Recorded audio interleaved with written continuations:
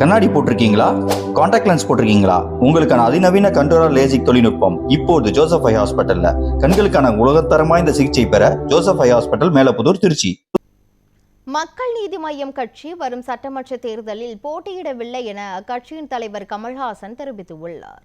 இது தொடர்பாக அறிக்கை வெளியிட்டுள்ள கமல்ஹாசன், உதயசூரியன் சின்னத்தில் போட்டியிட வேண்டுமென்ற பரிந்துரை ஏற்புடையது இல்லை என்றும், இதனால் தேர்தலில் போட்டியிடாமல் திமுகவுக்கு நிபந்தனையற்ற ஆதரவு அளிப்பதாக கூறியுள்ளார். பேட்டரி சார்ஜ் சின்னத்துடனான மக்கள் நீதி மய்யம் தொண்டர்களின் பிணைப்பு உணர்வு பூர்வமானது என்றும், பேட்டரி சார்ஜ் என்பது வெறும் சின்னமல்ல, எங்களின் அடையாளம் என்றும் குறிப்பிட்டுள்ளார். தேர்தலில் போட்டியில்லை என்பதை திறந்த மனதுடனும் தெளிந்த உள்ளத்துடனும் அறிவித்துள்ளதாகவும் கமல்ஹாசன் தெரிவித்துள்ளார். ஒரே கொள்கையும் ஒரே இலக்கையும் நோக்கித்தான் நான் பயணிச்சுட்டு இருக்கேன். இப்பவும் அதேதான். இப்பொழுது நம்முடைய நாட்டிற்கான ஒரு முக்கியமான போராட்டமாக அதில் தமிழகம் முன்னணியில் நிற்கிறது. அதற்கு உறுதுணையாக நிற்க வேண்டியதுதான் என் கடமை என்பதை நான் முடிவு செய்து பல நாளாகிவிட்டது.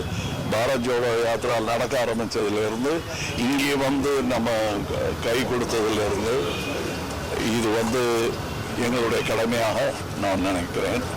எனக்கு அரசியல் தொழில் அல்ல, கடமை. நான் செய்திருக்கிறேன். அதுதான் நான் நம்பும் அரசியல். சுயநலமற்றதாக, கடமையாக அது இருக்க வேண்டும். எல்லோருக்கும் அது அப்படித்தான் இருக்க வேண்டும் என்று நம்பி வந்தவன் நான் அரசியலில். அதே பயணத்தில் தான் நான் நடந்து கொண்டிருக்கிறேன்.